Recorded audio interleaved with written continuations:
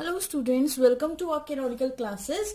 तो आज का जो वीडियो है वो है आपका इजियोट्रॉपिक सॉल्यूशंस के ऊपर। एक नया टॉपिक आज हम स्टार्ट करेंगे जिसका नाम है इजियोट्रॉपिक सॉल्यूशंस या फिर इजियोट्रॉपिक मिक्सचर्स। तो चलिए स्टार्ट करते हैं। इजियोट्रॉपिक सॉल्यूशंस, ओके और इसी को एजियोट्रॉपिक मिक्सचर के नाम से भी जाना जाता है। तो आप कंफ्यूज ना होंगे कि एजियोट्रॉपिक मिक्सचर क्या है और सॉल्यूशन क्या है। तो देखिए सिंपली एजियोट्रॉपिक सॉल्यूशन कौन से सॉल्यूशन होते हैं जिनका कांस्टेंट बॉइलिंग टेम्परेचर होता है। ठीक है, ये वेरी इंपॉर्टेंट चीज है। सिंपली आप याद रखेंगे हैव ऐसे solutions which have constant boiling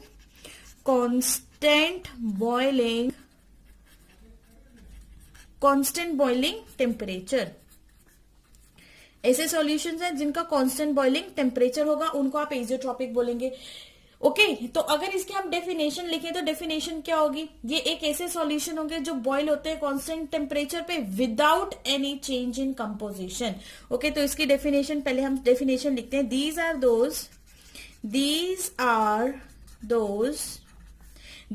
those solutions which have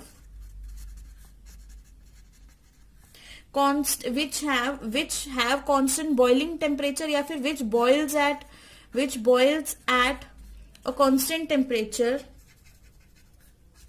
which boils at a constant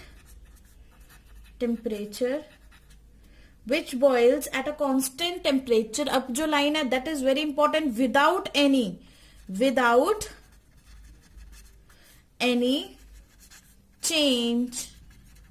without any change in composition। ठीक है, कंपोजिशन के अंदर कोई भी चेंज नहीं करेंगे। Without any change in composition, कोई भी चेंज नहीं होगा आपकी कंपोजिशन में जब ये बॉयल होंगे। ओके इज कॉल्ड, इसीलिए इनको बोलते हैं is called, without any change in composition is called azeotropic mixtures या फिर सॉल्यूशंस, है ना।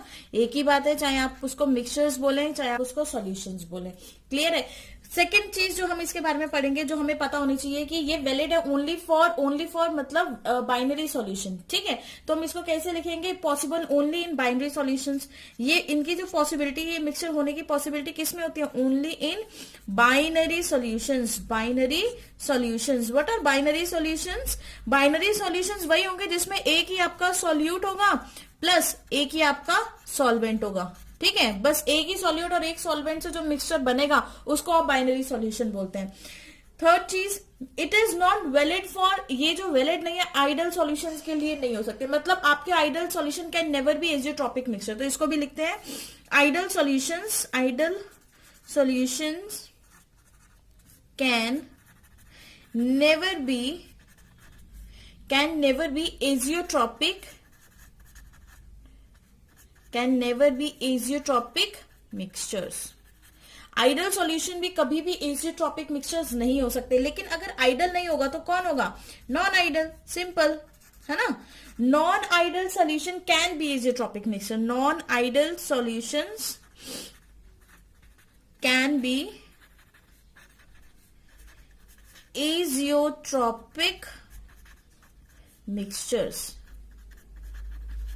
जो आपके नॉन आइडल सॉल्यूशंस हैं वो आपका एजियोट्रॉपिक मिक्सचर जो है वो बना सकते हैं। ओके जितने भी आपके नॉन आइडल सॉल्यूशन है वेरी इंपॉर्टेंट, वो आपके एजियोट्रॉपिक मिक्सचर बना सकते हैं। और वेरी इंपॉर्टेंट पॉइंट, जो पॉइंट मैं बता रही हूँ बहुत इंपॉर्टेंट पॉइंट है कि एजियोट्रॉपिक मिक्सचर को आप सेपरेट नहीं कर सकते फ्रैक्शनल डिस्टिलेशन से। ओके तो इसको भी लिखते हैं azeotropic mixtures can not be separated by fractional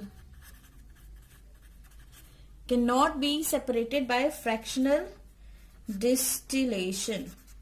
fractional distillation से आप इन मिक्सचर को सेपरेट नहीं कर सकते। अब यहां पे क्वेश्चन अराइजेस कि व्हाट इज फ्रैक्शनल डिस्टिलेशन, क्या होता है आपका फ्रैक्शनल डिस्टिलेशन, ठीक है। तो फ्रैक्शनल डिस्टिलेशन एक ऐसी टेक्निक होती है जिसमें आप दो सब्सटेंसेस को डिफरेंशिएट करते हो, ओके।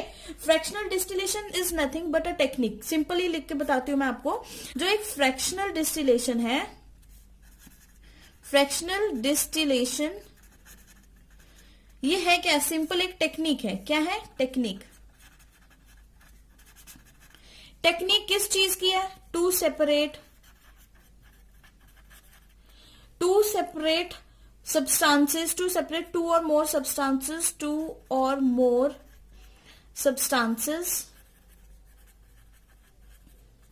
दो या दो से ज्यादा सब्सटेंसेस को उसको सेपरेट करते हैं on the basis of their boiling points, उनके बॉइलिंग पॉइंट्स के बेसिस पे आप उनको क्या करोगे, सेपरेट करोगे, ठीक है। यहाँ पे जो मैंने B.Pd लिखा है ये रिप्रेजेंट कर रहा है आपका बॉइलिंग पॉइंट, क्लियर है। तो अब देखिए होता क्या है कि आपके पास एक कंटेनर है, इस तरह से मान लीजिए, इस तरह से कोई कंटेनर होगा, ठीक है। इसमें आपने ऊपर यहाँ पे एक पाइप लगा रखा है, क्लियर है। और यहाँ पे दूसरा आपने बीकर ले रखा है, इसको भी क्लोज करके रखा हुआ है आपने, फाइन। इस तरह का एक सेटअप होगा। इसके अंदर आपके पास एक लिक्विड ए है और एक लिक्विड बी है। लेट्स से ए का जो बॉइलिंग पॉइंट है दैट इज 100 डिग्री सेल्सियस। ए का जो बॉइलिंग पॉइंट है दैट इज 100 डिग्री सेल्सियस। ए का बॉइलिंग पॉइंट आपके पास 100 डिग्री सेल्सियस बताया मैंने। एंड सेकंड इज दूसरे वाले का हम ले लेते हैं 130 डिग्री सेल्सियस। दो ऐसे सब्सटेंसेस हैं जिनका बॉइलिंग पॉइंट एक का 100 है और एक का 130 डिग्री है, वो इस कंटेनर के अंदर प्रेजेंट है, ठीक है। अब आपने क्या किया, इसको नीचे से हीट करना स्टार्ट किया। यहां हम इसको हीट कर रहे हैं, यहां से, ठीक है। नीचे से आपने इसको हीट करना स्टार्ट किया। जैसे ही आपने इसको हीट प्रोवाइड करी तो ये क्या हो गया, सब्सटेंस वेपर प्रेशर बनाना स्टार्ट करेंगे। जिसका बॉइलिंग पॉइंट कम है वो जल्दी से वेपर बनाएगा, ठीक है। जल्दी से वेपर बना के वो जैसे ही जिसके बॉइलिंग पॉइंट कम है उसके वेपर पहले बनेगा और वो वेपर्स बनके इस पाइप में कलेक्ट होकर इस कंटेनर के अंदर इकट्ठे हो जाएंगे, ठीक है। तो यहां पर वो सब्सटेंस आएगा जिसके वेपर प्रेशर क्या बनेंगे, क्विकली बनेंगे, ओके। तो इस बेसिस पे आप क्या करोगे, इनको सेपरेट कर सकते हो बहुत आसानी से, क्लियर है, समझ में आया। होता क्या है कि इस कंटेनर के अंदर दो सब्सटेंसेस है, ए एंड बी, और दोनों के अलग अलग बॉइलिंग पॉइंट्स हैं। तो जैसे ही आप इसको बॉईल करना स्टार्ट करोगे तो जिसका कम बॉइलिंग पॉइंट है वो जल्दी से बॉईल होकर इस कंटेनर में सेटल डाउन हो जाएगा, बी वाला इधर रह जाएगा, क्लियर है। तो लेकिन इसके लिए भी कंडीशन है, आप हर किसी को ऐसे नहीं लेके जा सकते। इसके लिए हमारे पास वेरी इंपॉर्टेंट, इसके लिए हमारे पास कंडीशंस क्या है, हम इसकी कंडीशंस देखते हैं। कौन सी कंडीशंस होनी चाहिए हमारे पास फ्रैक्शनल डिस्टिलेशन करने के लिए। वट देखिए, x A, this is mole fraction of A in liquid phase. ये किस फेज में है, लिक्विड फेज में, ठीक है। Mole fraction of liquid phase must not be equal to mole fraction of liquid in कौन सी फेज में, वेपर फेज में, ठीक है। एक्स ए की जो मोल फ्रैक्शन है वो उसकी लिक्विड स्टेट में इक्वल नहीं होनी चाहिए वेपर फेज में। उसी तरह से एक्स बी की जो मोल फ्रैक्शन है वो उसकी वेपर फेज के इक्वल नहीं होनी चाहिए। अगर ये कंडीशन है तभी फ्रैक्शनल डिस्टिलेशन पॉसिबल है, अगर ये कंडीशन नहीं है तो फ्रैक्शनल डिस्टिलेशन पॉसिबल नहीं होगी। Azeotropic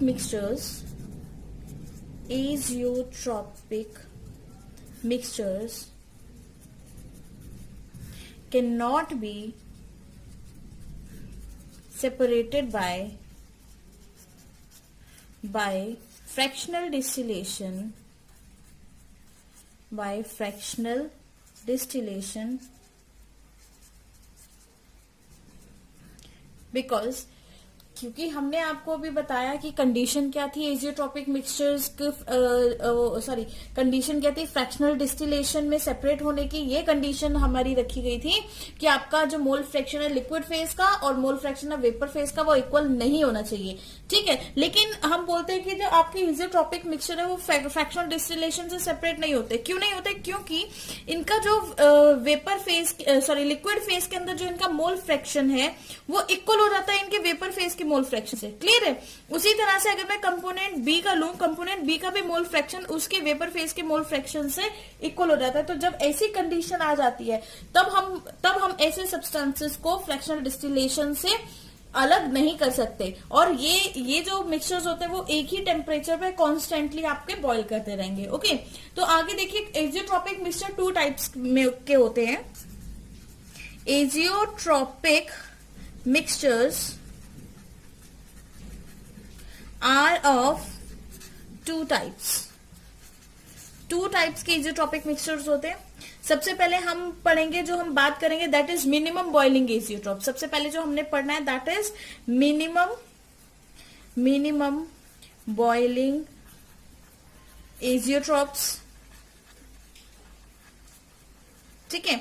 और इस मिनिमम बॉइलिंग इजियोट्रॉप्स को ये भी बोला जाता है लो बॉइलिंग इजियोट्रॉप्स। इनको एक और नाम से जाना जाता है जिसको बोलते हैं low boiling azeotropes, low boiling azeotropes, clear है। वहीं पर मैक्सिमम बॉइलिंग इजियोट्रॉप्स को, जो हमारे दूसरे इजियोट्रॉप्स है दैट इज मिनिमम बॉइलिंग इजियोट्रॉप्स हो गए। अब आपके नेक्स्ट जो आएंगे दैट इज मैक्सिमम बॉइलिंग इजियोट्रॉप्स। ये आपके मैक्सिमम बॉइलिंग इजियोट्रॉप्स है और इनको हाई बॉइलिंग इजियोट्रॉप्स के नाम से भी जाना जाता है, हाई बॉइलिंग इजियोट्रॉप्स, ठीक है। तो हाई बॉइलिंग इजियोट्रॉप, तो हम लोग इन दोनों की स्टडी करेंगे। मिनिमम बॉइलिंग इजियोट्रॉप्स को भी हम बहुत डिटेल में पढ़ने वाले हैं और मैक्सिमम बॉइलिंग इजियोट्रॉप्स को भी बहुत डिटेल में पढ़ने वाले हैं। तो जो मिनिमम बॉइलिंग इजियोट्रॉप्स हैं, ये उनके नाम से ही हमें पता लग रहा है कि मिनिमम बॉइलिंग, जिनका बॉइलिंग पॉइंट कम होगा, है ना। और मैक्सिमम बॉइलिंग इजियोट्रॉप्स मतलब उनका बॉइलिंग पॉइंट क्या होगा, आपका ज्यादा बॉइलिंग पॉइंट होगा। तो इनको चलो डिटेल में स्टडी करते हैं। तो सबसे पहले हम स्टार्ट करते हैं। पहली जो हम हेडिंग डालेंगे, फर्स्ट हमारी जो हेडिंग होगी that is minimum boiling azeotropes, minimum boiling azeotropes, okay. तो चलिए जी मिनिमम बॉइलिंग इजियोट्रॉप्स का एग्जांपल पढ़ लेते हैं। सबसे पहला जो हम सबसे इजी एग्जांपल जो आपकी एनसीईआरटी के बुक का एग्जांपल ले लेते हैं। एनसीईआरटी की बुक्स में गिवन है आपको 95% इथेनॉल, 95% इथेनॉल, ओके। तो इसका एनसीईआरटी का एग्जांपल पहले बहुत अच्छे से एक्सप्लेन करते हैं, क्योंकि हमारा जो गॉड फादर है केमिस्ट्री का for 11th and 12th class, even की मतलब हमारी स्कूलिंग्स के लिए हम एनसीईआरटी को ही मानते हैं, है ना। तो पहले हम उसी के एग्जांपल को बहुत ही अच्छे से स्टडी करते हैं। तो 95% इथेनॉल का मतलब है कि आपके पास एक इथेनॉल प्रेजेंट है, यहाँ पे लिखते हैं इथेनॉल प्रेजेंट है, ठीक है। और उसमें आपने ऐड कर दिया वाटर, क्लियर है। तो जो सॉल्यूशन बना वो क्या बना, water, ethanol and water solution, ethanol and water solution, आपका ये सॉल्यूशन बना, क्लियर है। तो ये था आपका सॉल्यूशन। अब जरा इसको डिटेल में देखना, ध्यान देना। देखिए इथेनॉल का अगर हम बॉइलिंग पॉइंट की बात करें, बॉइलिंग पॉइंट, यहां पर मैं बॉइलिंग पॉइंट लिखती हूँ। बॉइलिंग पॉइंट जो है इथेनॉल का that is 78.37 degree Celsius, okay. वहीं पर जो वाटर का बॉइलिंग पॉइंट तो आप सबको पता है कितना हो गया, 100 डिग्री सेल्सियस, क्लियर है। लेकिन जब मैंने इसका जो सॉल्यूशन बनाया तो इस टोटल सॉल्यूशन का जो बॉइलिंग पॉइंट है वो होगा 78.15 डिग्री सेल्सियस, इसका होगा 78.15 डिग्री सेल्सियस। ये इसका बॉइलिंग पॉइंट है इसके पूरे सॉल्यूशन का, क्लियर है। तो यहाँ पर जो कंपोजिशन है इथेनॉल की, इथेनॉल और वाटर की जो यहाँ पर कंपोजिशन है वो कितनी है, 95% तो आपका इथेनॉल है, इथेनॉल आपका 95% है ना। और वाटर जो आपने यहाँ पर यूज किया है, वाटर की जो कंपोजिशन रहेगी ऑब्वियसली बात है 95 ये है, तो 5% आपका वाटर है, क्लियर है। तो इसका मतलब यहां पर एक और चीज नोटिस करिए कि जो बॉइलिंग पॉइंट है इथेनॉल का 78, वाटर का 100, बट जो सॉल्यूशन बना उसका बॉइलिंग पॉइंट कम है ना। तो हम यहाँ पे ये भी लिख सकते हैं lower than both, sorry boiling point is lower than both solute and solvent. क्या ये बात क्लियर है कि बॉइलिंग पॉइंट आपका सॉल्यूट और सॉल्वेंट से बहुत कम है, ठीक है। तो इसी तरह से हम और भी एग्जांपल्स लेते हैं। सेकेंड एग्जांपल जो हमने स्टडी करना है वो ले लेते हैं हम acetic acid plus toluene, okay. Acetic acid और टोलुइन का सॉल्यूशन लेते हैं, इन दोनों को मिक्स किया तो आपका सॉल्यूशन क्या बनेगा, acetic acid plus acetic acid and toluene solution, यही सॉल्यूशन बनेगा आपका, ठीक है। Okay fine. तो चलिए अब यहाँ पर हम इसके बॉइलिंग पॉइंट्स भी लिख देते हैं। बॉइलिंग पॉइंट जो हमारा एसिटिक एसिड है उसका बॉइलिंग पॉइंट कितना होता है 118.1 डिग्री सेल्सियस। ओके, टोलुइन का होता है 110.6 डिग्री सेल्सियस। और एसिटिक एसिड और टोलुइन का जो सॉल्यूशन है उसका कंबाइंड जो बॉइलिंग पॉइंट आएगा वो आपका आएगा 105 नॉट 92 105.4 डिग्री सेल्सियस। ये इसका पूरे का कंबाइंड सॉल्यूशन का बॉइलिंग पॉइंट है। अब आप यहाँ पे दोबारा से नोटिस करिए, देखिए एसिटिक एसिड का 118.1, ठीक है, टोलुइन का 110 और इसका क्या 105। तो इन दोनों के सॉल्यूशन से आपका बॉइलिंग पॉइंट, इन दोनों सॉल्यूट और सॉल्वेंट से जो आपका बॉइलिंग पॉइंट है सॉल्यूशन का वो कम आया है, ठीक है। इसीलिए इनको क्या बोला जाता है, मिनिमम बॉइलिंग एजियोट्रॉप्स बोला जाता है। और ये जो एग्जांपल्स जो आप यहाँ पे देख रहे हैं ये positively deviated non ideal solution के एग्जांपल्स हैं, ठीक है। ये क्या है एक्चुअल में, positively deviated non ideal solution. Clear है ये बात, आपके positively deviated non ideal solution के एग्जांपल्स हैं। इसका मतलब ये हुआ कि जितने भी positively deviated non idol solutions हैं वो आपके मिनिमम बॉइलिंग एजियोट्रॉप्स फॉर्म कर सकते हैं, ठीक है। तो positively non idol solution can form minimum boiling azeotropes, minimum boiling azeotropes. क्या फॉर्म करा इसने, मिनिमम बॉइलिंग एजियोट्रॉप्स फॉर्म किया।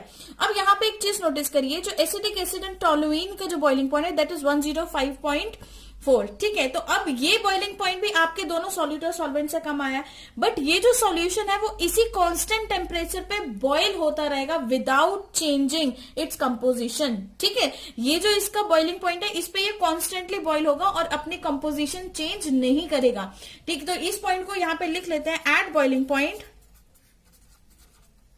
at boiling point ratio of solution does not changes। जो रेशियो है आपके सॉल्यूशन की वो चेंज नहीं होगी। तो एसिटिक एसिड जो सॉल्यूशन में यूज किया गया है वो आपका 28% यूज किया गया है, ठीक है। और टोलुइन जो आपका सॉल्यूशन में यूज किया गया है दैट इज 72%। तो इसकी जो रेशियो कंपोजिशन है वो बिल्कुल भी चेंज नहीं होने वाली है अगर वो कांस्टेंट बॉइलिंग मिक्सचर्स हैं तो। ओके, अगर हम थर्ड और एक और एग्जांपल देख लेते हैं, थर्ड एग्जांपल देखते हैं, वाटर एंड पिरिडीन का एग्जांपल ले लेते हैं। तो देखिए water plus pyridine, water and pyridine का जो मिक्सचर है, वाटर और पिरिडीन का मिक्सचर क्या हो गया, water pyridine mixture, simple water pyridine solution बन जाएगा ये आपका। ओके, तो इस सॉल्यूशन के भी बॉइलिंग पॉइंट्स लिखते हैं। पहले आपका बॉइलिंग पॉइंट देखिए, वाटर का बॉइलिंग पॉइंट तो सबको ही पता है 100 डिग्री सेल्सियस है, पिरिडीन का कितना है 115 डिग्री सेल्सियस है, ठीक है। वाटर एंड पिरिडीन के सॉल्यूशन का जो बॉइलिंग पॉइंट होगा वो होगा 92.6 डिग्री सेल्सियस। क्लियर है। अब मतलब वाटर एंड पिरिडीन का जो सॉल्यूशन है वो इस कांस्टेंट बॉइलिंग पॉइंट पर ही बॉइल होता रहेगा। और इसकी जो कंपोजिशन है, वाटर आपका 45% यूज हुआ है इस सॉल्यूशन में और पिरिडीन आपका 57% यूज हुआ है। तो इन दोनों की कंपोजिशन भी चेंज नहीं होने वाली है। और एक और एग्जांपल देख लेते हैं, फोर्थ एग्जांपल। और कौन से मतलब एजियोट्रॉपिक मिक्सचर का और कौन से एग्जांपल है जो इस कैटेगरी के अंदर सेट होते हैं, that is ethanol and benzene. Ethanol और बेंजीन का भी एग्जांपल ले लेते हैं, इथेनॉल एंड बेंजीन। इथेनॉल और बेंजीन में एक्चुअल में होता क्या है कि इथेनॉल और बेंजीन कंबाइन करके आपका सॉल्यूशन बनाएंगे, ठीक है। किसका सॉल्यूशन होगा, ये भी इथेनॉल ई से रिप्रेजेंट कर रही हूँ, बेंजीन को बी से, E B solution, ethanol benzene solution, ठीक है। अब यहाँ पे इथेनॉल की जो बॉइलिंग पॉइंट है आपका कितना है 78.37 डिग्री सेल्सियस, बेंजीन का जो बॉइलिंग पॉइंट है 80.1 डिग्री सेल्सियस और इथेनॉल और बेंजीन का जो बॉइलिंग पॉइंट होगा वो 67.8 डिग्री सेल्सियस। तो इस टेम्परेचर पर भी ये जो कंपोनेंट्स है आपके इसी टेम्परेचर पे एज इट इज बॉइल होते रहेंगे without changing their ratio of solution और विदाउट चेंजिंग देयर कंपोजिशन। हमारे जितने भी सॉल्यूट और सॉल्वेंट थे, ठीक है, उन दोनों का बॉइलिंग पॉइंट आपके सॉल्यूशन के बॉइलिंग पॉइंट से हमेशा ज्यादा ही आ रहा था। तो ऐसा क्यों हो रहा था, तो इसका रीजन अब हम जानते हैं।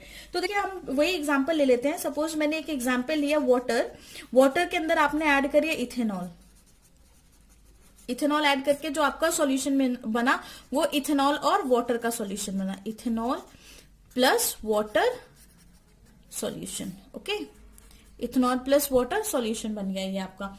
अब जब आपने ये सॉल्यूशन बनाया तो यहाँ पे जो बॉइलिंग पॉइंट था वाटर का दैट वाज 100 डिग्री सेल्सियस।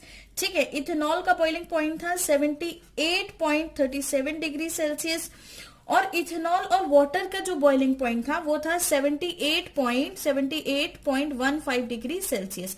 तो जो इथेनॉल के बॉइलिंग पॉइंट से भी कम आया आपका। तो रीजन क्या है कि ऐसा जो बॉइलिंग पॉइंट है वो क्यों एकदम से डिक्रीज हो रहा है, ऐसा क्या रीजन आया? तो देखिए यहाँ पे जब हमने देखा कि वाटर की जो इंटरेक्शन थी या इथेनॉल की जो इंटरेक्शन थी, ठीक है, ये इंटरेक्शन भी आपकी स्ट्रॉन्ग इंटरेक्शन आई, इन दोनों की इंटरेक्शन भी स्ट्रॉन्ग इंटरेक्शन आई, इन दोनों की इंटरेक्शन भी कैसी आई? Strong I. बट जब हमने नोटिस किया कि इथेनॉल और वाटर की इन दोनों की जो इंटरेक्शन देखी गई तो ये थी लोअर, कम थी, lower than both solute and solvent, solute and solvent, solute और सॉल्वेंट की दोनों की इंटरेक्शन से बहुत कम थी। ठीक है, तो हम ये कह सकते हैं कि ये यहां पे कौन सी फोर्सेस है? Weak intermolecular forces, weak intermolecular forces, यहाँ पे वीक इंटरमोलिक्यूलर फोर्सेस है। और ये वीक इंटरमोलिक्यूलर फोर्सेस अगर इस कंपाउंड के अंदर प्रेजेंट है तो इसका मतलब इसका वेपर प्रेशर हाई होगा, बहुत ज्यादा होगा। ठीक है, क्योंकि जैसे ही आप इसको हीट करोगे ये सब्सटेंस की वीक इंटरमोलिक्यूलर फोर्सेस बिल्कुल खत्म होकर जल्दी से वेपर्स बना लेंगी, है ना। तो अगर कोई ऐसी कंडीशन आ जाती है जहां पर वेपर प्रेशर हाई होता है तो हमें ये बात पता है vapour pressure is inversely proportional to your boiling point. Boiling point, vapour pressure आपके बॉइलिंग पॉइंट से इनवर्सली प्रोपोर्शनल है। ये जो कंसेप्ट है ये बहुत इंपॉर्टेंट कंसेप्ट है इस इजियोट्रॉपिक मिक्सचर को समझने के लिए। ठीक है, जिसको ये डाउट है कि मैम ने ये कैसे लिख दिया vapour pressure is inversely proportional to boiling point, तो वो जाके पहले अपनी वो वीडियोस देखें, बॉइलिंग पॉइंट वाली वीडियो जाके देखिए, वहां पर आपको ये डाउट क्लियर हो जाएगा, जहां मैंने बहुत डिटेल में आपको बता रखा है कि वेपर प्रेशर बॉइलिंग पॉइंट कैसे एक दूसरे के इनवर्सली होता है। ठीक है, तो इसका मतलब जैसे ही वेपर प्रेशर बढ़ गया तो बॉइलिंग पॉइंट क्या हो गया? आपका अपने आप कम हो गया। इसीलिए ये जो इथेनॉल और वाटर का सॉल्यूशन था इसकी वीक फोर्सेस की वजह से इसका बॉइलिंग पॉइंट बहुत ज्यादा हो गया, जिसकी वजह से बॉइलिंग पॉइंट अगर वेपर प्रेशर ज्यादा हो गया और वेपर प्रेशर ज्यादा होने की वजह से उसका बॉइलिंग पॉइंट अपने आप इन दोनों इसके सॉल्यूट और सॉल्वेंट मॉलिक्यूल से क्या हो गया? डिक्रीज हो गया। ठीक है, और वहीं अगर मैं इन दोनों की बात करूं तो अगर मैं इसके वेपर प्रेशर की बात करूं तो इनके वेपर प्रेशर दोनों के क्या है? लो। मतलब पर्टिकुलरली वाटर का भी वेपर प्रेशर लो है और इथेनॉल का भी वेपर प्रेशर लो है। ठीक है, लेकिन अगर मैं इसको देखूं तो इसका इन दोनों से वेपर प्रेशर क्या हो गया? आपका हाई हो गया। अब इसको अगर हम ग्राफिकली समझना चाहें तो अब ग्राफिकली देखिए कैसे हम इसको समझेंगे, देखना, ध्यान देना। ग्राफिकली हेडिंग डालते हैं पहले, ग्राफिकली रिप्रेजेंटेशन। ग्राफिकली अब हमने इसको रिप्रेजेंट करना है। ठीक है, तो चलिए एक ग्राफ बनाते हैं। यहां पे आप लेते हैं वेपर प्रेशर, वही सेम वेपर प्रेशर, यहां पे हम लेंगे एक्स एक्सिस। ठीक है, इसको थोड़ा सा ऐसे करके और इसको ये कर लेते हैं। यहां पर मैंने लिया है मोल फ्रैक्शन ऑफ इथेनॉल, सी से मैं इथेनॉल शो कर रही हूं आपको, या ई से शो कर देती हूँ इथेनॉल, वो ज्यादा क्लियर हो जाएगा। ठीक है, इथेनॉल का मोल फ्रैक्शन हम 1 ले लेते हैं यहाँ पर, और मोल फ्रैक्शन ऑफ वाटर H2O का मोल फ्रैक्शन हम यहाँ पे क्या ले रहे हैं? 0। अगर वाटर का यहाँ पे 0 है तो मोल फ्रैक्शन ऑफ वाटर यहाँ पर 1 हो जाएगा और मोल फ्रैक्शन ऑफ इथेनॉल यहाँ पर 0 हो जाएगा। ठीक है, अब यहाँ ये जो लाइन है, ये जो एक्सेस है, सॉरी, ये रिप्रेजेंट कर रही है आपके moles fraction.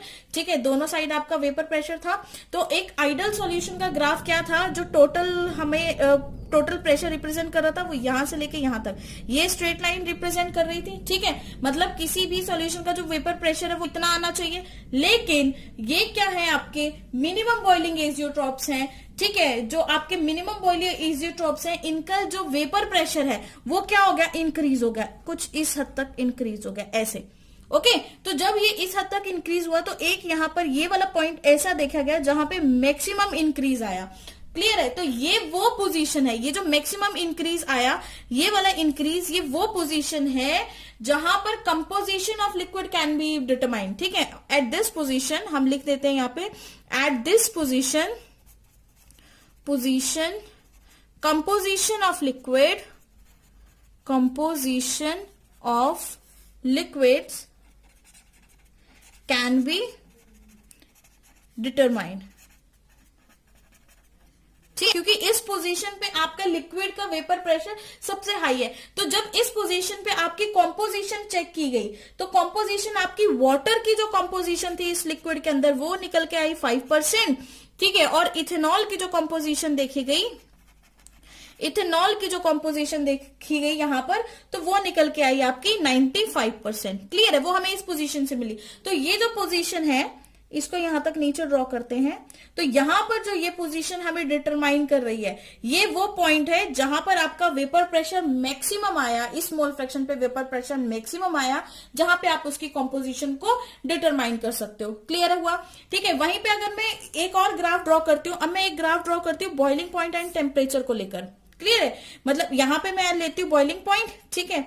Boiling point temperature किसके साथ करते हैं, मोल फ्रैक्शन के साथ ग्राफ ड्रॉ करते हैं। अब देखिए जैसे ही, अब इस ग्राफ में आपने क्या स्टडी किया कि पहले वेपर प्रेशर आपका डिक्रीज था, फिर इंक्रीज करते करते मैक्सिमम, देन अगेन डिक्रीजेस, है ना। उसी तरह से टेम्परेचर जब आपने दिया, टेम्परेचर बढ़ाने पे बॉइलिंग पॉइंट पहले तो धीरे धीरे डिक्रीज कर रहा था, फिर एकदम से डिक्रीज करके फिर क्या हो गया आपका, इंक्रीज हो गया।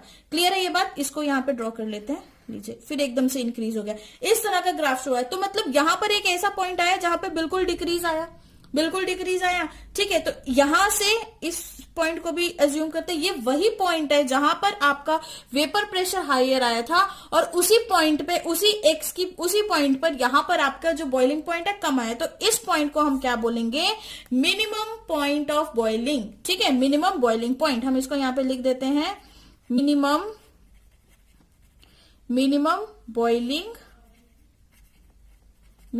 Boiling point. ये आपका मिनिमम बॉइलिंग पॉइंट है जहां पे आपका बॉइलिंग पॉइंट सबसे मिनिमम आया। और ऐसा हुआ क्यों, क्योंकि हमें ये पता है कि vapour pressure is inversely proportional to your boiling point. Very important, इस कंसेप्ट के ऊपर हमने ये ग्राफ ड्रॉ किया है कि पहले प्रेशर बिल्कुल कम था, वेपर प्रेशर बढ़ता बढ़ता एक मैक्सिमम पोजीशन, उसके बाद फिर से डिक्रीज हो गया, ठीक है। वहीं पर जो आपका, जब वेपर प्रेशर कम था तो बॉइलिंग पॉइंट हाई था, वेपर प्रेशर बढ़ना शुरू हुआ, बॉइलिंग पॉइंट डिक्रीज होना शुरू हुआ, जहां पे वेपर प्रेशर मैक्सिमम वहां पर बॉइलिंग पॉइंट मिनिमम। उसके बाद जैसे ही वेपर प्रेशर डिक्रीज हुआ आपका बॉइलिंग पॉइंट इंक्रीज होना स्टार्ट हो गया। क्लियर है, तो वो पोजीशन जहां पे आपका वेपर प्रेशर मैक्सिमम था वहां पर आपने कंपोजिशन डिटरमाइन कर ली, और यहां पर वो पोजीशन कौन सी आएगी जहां पे आपका बॉइलिंग पॉइंट मिनिमम होगा, वो आपके क्या डिटरमाइन करेगी, वो आपकी कंपोजिशन बता देगी यार ये एक ऐसा पॉइंट हम बोल सकते हैं जहां पे आपका मिनिमम बॉइलिंग पॉइंट है। ये पॉइंट ऐसा देखा गया जहां पे कम से कम बॉइलिंग पॉइंट शो हुआ।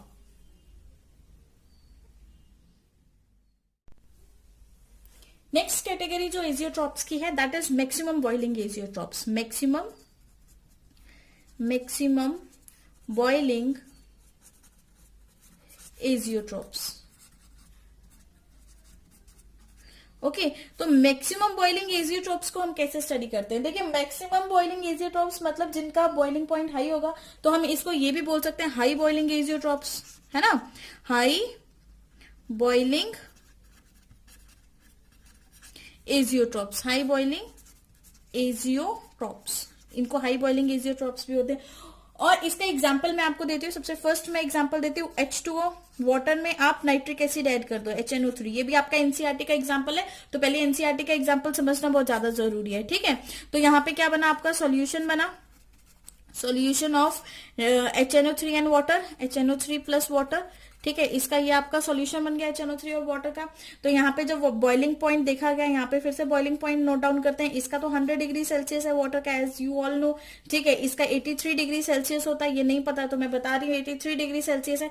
और इसका जब पूरे का बॉइलिंग पॉइंट देखा गया तो ये आया 125.5 डिग्री सेल्सियस। तो यहाँ पर हमने क्या नोट किया कि जो आपका सॉल्वेंट और सॉल्यूट है, इन दोनों का बॉइलिंग पॉइंट से ज्यादा आपके सॉल्यूशन का बॉइलिंग पॉइंट आया, ठीक है। तो ये बॉइलिंग पॉइंट कांस्टेंट है, तो इसी टेम्परेचर पर जो आपका जो सॉल्यूशन है ये बॉइल होता रहेगा विदाउट चेंजिंग इट्स कंपोजिशन, ठीक है। तो ये फिक्स बॉइलिंग पॉइंट है और इस पे इसकी कंपोजिशन चेंज नहीं हो सकती। जब हमने इस कैटेगरी का सेकंड एग्जांपल लिखा तो हमने देखा क्लोरोफॉर्म को अगर मैंने रिएक्ट करवाया, क्लोरोफॉर्म प्लस एसीटोन, क्लोरोफॉर्म और एसीटोन का जब मैंने सॉल्यूशन बनाया तो मैंने देखा कि जो सॉल्यूशन है CHCl3 क्लोरोफॉर्म का, और एसिटिक एसिड एसीटोन क्या होता है CH3COCH3, इसका जो सॉल्यूशन था, ठीक है। तो इसका जो बॉइलिंग पॉइंट निकल के आया वो 65 डिग्री सेल्सियस था, ठीक है। वहीं पे क्लोरोफॉर्म का अकेले का है 61.2 डिग्री सेल्सियस और एसीटोन का है 56 डिग्री सेल्सियस। ये इनके बॉइलिंग पॉइंट है।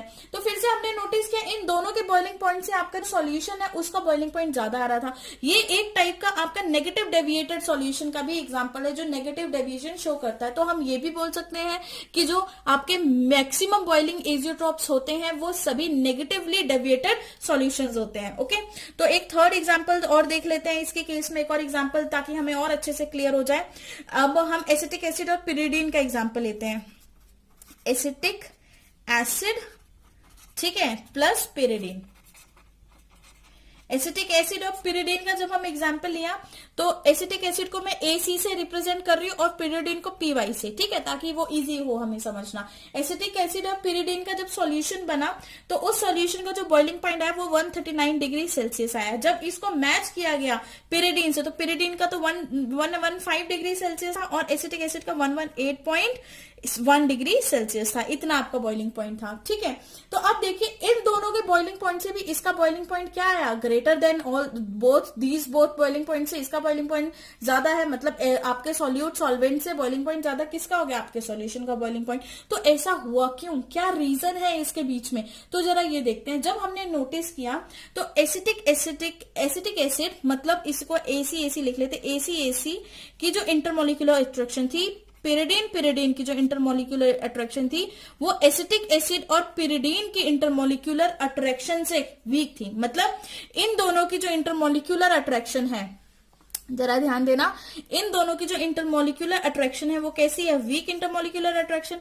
इसकी भी कैसी होगी, वीक इंटरमोलिकुलर, मतलब solute and solvent intermolecular attractions are weak. लेकिन जो आपकी सॉल्यूट एंड सॉल्वेंट की इंटरमोलिकुलर अट्रैक्शन जो कि प्रेजेंट है आपके सॉल्यूशन के अंदर, वो इंटरमोलिकुलर अट्रैक्शन कैसी होगी आपकी, स्ट्रॉन्ग, बिल्कुल स्ट्रॉन्ग इंटरमोलिकुलर अट्रैक्शन होगी, ठीक है। तो ये इंटरमोलिकुलर अट्रैक्शन स्ट्रॉन्ग है, मतलब हाइयर है, हाइयर देन बोथ, किन दोनों से, higher than both solute and solvent, solute and solvent, solute and solvent दोनों से ही ज्यादा है, ठीक है। तो अगर इसकी इंटरमोलिकुलर अट्रैक्शन बहुत ज्यादा है, इसका मतलब इसके वेपर प्रेशर इसका क्या होगा, बिल्कुल कम, क्योंकि इंटरमोलिकुलर अट्रैक्शन जहां पे ज्यादा होगी वहां पर तो वेपर बन ही नहीं पाएगा, वो हीट उस मॉलिक्यूल के इंटरेक्शन को तोड़ के जल्दी से वेपर बना ही नहीं पाएगी, है ना।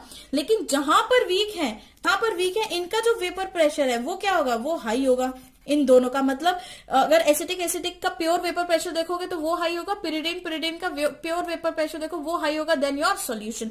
तो अगर मुझे ये बात भी पता है कि अगर वेपर प्रेशर इनवर्सली प्रोपोर्शनल किसके होता है, बॉइलिंग पॉइंट की, ये बात तो अच्छे से क्लियर है, ठीक है। जिसको नहीं क्लियर है वो दोबारा से बॉइलिंग पॉइंट वाला कंसेप्ट पढ़ेगा, जाके बॉइलिंग पॉइंट वाला वीडियो देखेगा, canonical classes boiling point search करना, आपको यूट्यूब पे मिल जाएगा, ठीक है। उस वीडियो को दोबारा से देखिए तो आपको यहाँ पे पता लग जाएगा कि vapour pressure is inversely proportional to boiling point. तो यहाँ पे वेपर प्रेशर कम आ रहा है तो इट ऑटोमेटिकली बॉइलिंग पॉइंट तो बढ़ ही जाएगा आपका, क्योंकि vapour pressure is inversely proportional. तो इसीलिए इन सॉल्यूशंस को हम क्या बोलते हैं, मैक्सिमम बॉइलिंग एजियोट्रॉप्स, और इसके अंदर वही सॉल्यूशन आते हैं जो आपकी कैसी डेविएशन शो करते हैं, नेगेटिव डेविएटेड सॉल्यूशन ही पार्टिसिपेट करते हैं मैक्सिमम बॉइलिंग एजियोट्रॉप्स के अंदर। ग्राफिकली अब हम इसको रिप्रेजेंट करते हैं, तो देखिए ग्राफिकली क्या होता है, graphically representation, okay, graphically representation देखते हैं। तो सबसे पहले तो हम ग्राफ बनाएंगे आपका वही वेपर प्रेशर और मोल फ्रैक्शन के बीच में, ठीक है। ये आपका वेपर प्रेशर और मोल फ्रैक्शन के बीच में। तो आइडल ग्राफ क्या था आपका, यहां से लेके यहां तक, ये आपका पी टोटल दे रहा था, है ना। अब पी टोटल की जो वैल्यू देखी तो यहां पर जब हमने ग्राफ में देखा वेपर प्रेशर तो डिक्रीज कर रहा था, तो पहले एक इंस्टेंट पे वेपर प्रेशर था, फिर एक इंस्टेंट पे बिल्कुल कम हुआ, फिर आपका वेपर प्रेशर बढ़ गया। मतलब ये एक ऐसी पोजीशन है, ये एक ऐसी पोजीशन पे जहां पर मिनिमम वेपर प्रेशर देखा गया, ठीक है। तो ये वो पोजीशन निकल के आई, ये वो पोजीशन था, मतलब मिनिमम वेपर प्रेशर, ये वो पोजीशन थी जहां पे आप डिटरमाइन कर सकते हो कंपोजिशन ऑफ लिक्विड। मतलब ये वो पोजीशन है, the position at which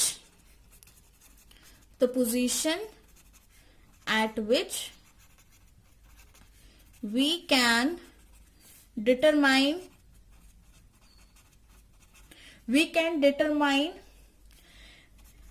the composition of liquid, liquid की कंपोजिशन हम यहाँ पे डिटरमाइन कर सकते हैं। क्लियर है? तो अगर हम यहाँ पे लिक्विड की कंपोजिशन डिटरमाइन कर सकते हैं तो यहाँ पे मोल फ्रैक्शन, यहाँ पे इस वैल्यू की मोल फ्रैक्शन पे हम डिटरमाइन कर सकते हैं, क्योंकि इस मोल फ्रैक्शन पे हमारा वेपर प्रेशर बहुत ही कम देखा गया है। आप चाहो तो यहाँ पर लिख सकते हो कि हमारा जो एसिटिक एसिड था, मोल फ्रैक्शन ऑफ एसिटिक एसिड आप यहाँ पे 1 ले लो, ठीक है। मोल फ्रैक्शन ऑफ पिरिडीन आप यहाँ पे 0 ले लो, तो यहाँ पे मोल फ्रैक्शन ऑफ पिरिडीन आपका 1 आ जाएगा और यहाँ पे मोल फ्रैक्शन ऑफ एसिटिक एसिड आपका 0 आ जाएगा। आप इस तरह से भी ड्रॉ कर सकते हैं, कोई इश्यू नहीं है। बस आपको ये दिखाना है इस ग्राफ में कि आपका वेपर प्रेशर इस लाइन पे आना चाहिए था, तो वो एक आइडल सॉल्यूशन था, लेकिन ये उस लाइन से नीचे को डेविएट हो गया, तो ये क्या हो गया, नॉन आइडल सॉल्यूशन। और एक ऐसी पोजीशन आई है यहाँ पर, एक ऐसी पोजीशन जहां पर वेपर डिक्रीज हो रहा है। वेपर डिक्रीज हुआ क्यों? वेपर डिक्रीज हुआ due to presence of hydrogen bonding, क्योंकि उसमें कहीं ना कहीं कोई हाइड्रोजन बॉन्डिंग प्रेजेंट है पिरिडीन में, और आपके क्या बोलते हैं इसमें एसिटिक एसिड में कहीं ना कहीं हाइड्रोजन बॉन्डिंग प्रेजेंट है। तो एक पॉइंट ऐसा आ गया जहां पर वेपर इतना डिक्रीज हो गया कि उस पोजीशन पे वेपर बनने ही बंद हो गए, ठीक है। तो उस पॉइंट पे हमने जब कंपोजिशन चेक की तो उस पोजीशन पे जो मुझे आपके एसिटिक एसिड और पिरिडीन की जो कंपोजिशन मिली है, वो कंपोजिशन आप क्या सोचेंगे, क्या कंपोजिशन होगी? वो कंपोजिशन सिर्फ इतनी थी कि पिरिडीन जो था वो आपका क्या बना रहा था, सॉल्यूशन के अंदर प्रेजेंट होके 57% पिरिडीन था और आपका 43% जो था आपका एसिटिक एसिड आपने यूज किया था वहां पर, ठीक है। लेकिन अगर यही ग्राफ मैं दूसरे तरीके से ड्रॉ करूं टेम्परेचर और एक्सेस के बीच में, ठीक है, मोल फ्रैक्शन ये रहा और यहाँ पे आपका रहा टेम्परेचर, बॉइलिंग पॉइंट का टेम्परेचर आपने लिया, बॉइलिंग पॉइंट लिया। तो यहाँ पे जब आपने देखा कि इन दोनों के बीच में, इन दोनों पॉइंट्स के बीच में वेपर प्रेशर डिक्रीज हुआ और इन्हीं दोनों पॉइंट्स के बीच में एक ऐसी पोजीशन आई जब उसका बॉइलिंग पॉइंट इंक्रीज हुआ। तो ये एक ऐसी पोजीशन है जहां पे बॉइलिंग पॉइंट मैक्सिमम देखा गया, ठीक है। तो इसको जब हम नीचे लेकर आए तो ये वही पोजीशन थी जहां पे उसका वेपर प्रेशर क्या हो गया, आपका डिक्रीज हो गया। तो इस पॉइंट को बोला जाता है क्या, मैक्सिमम बॉइलिंग पॉइंट। क्या बोलते हैं हम इसको, मैक्सिमम बॉइलिंग पॉइंट। क्लियर है? इस पॉइंट को हम क्या बोलेंगे, मैक्सिमम बॉइलिंग पॉइंट। ओके, तो ये होता क्यों है ये तो आपको पता ही है, क्योंकि vapour pressure is inversely proportional to boiling point. जहां पर वेपर प्रेशर अगर कम आएगा तो बॉइलिंग पॉइंट की वैल्यू ज्यादा आएगी, और वेपर प्रेशर ज्यादा होगा वहां पे बॉइलिंग पॉइंट की वैल्यू कम आएगी। इसकी वजह से यहाँ पे वेपर प्रेशर कम था तो बॉइलिंग पॉइंट की वैल्यू बढ़ गई, तब hence it's name is maximum boiling azeotrope. इसीलिए इनका नाम क्या रख दिया गया, मैक्सिमम बॉइलिंग एजियोट्रोप्स इनका नाम रख दिया गया।